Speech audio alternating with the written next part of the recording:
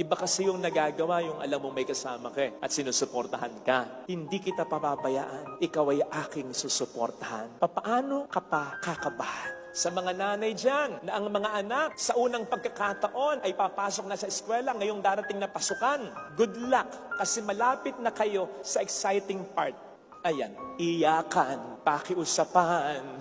Mama, nanay, wag mo akong iwan. Nay, uwi na tayo. Nay, ayoko na dito. Binili mo ng gamit, pagdating doon ayaw na. Tawa-tawa ka. Bakit? Naging ganyan ka rin, di ba? Kinabahan din tayo nung una.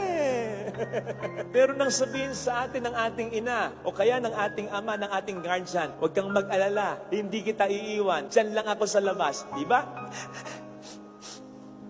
Tahan na. Pero habang nagkaklase ka, lumilinga-linga ka, baka iniwang ka na.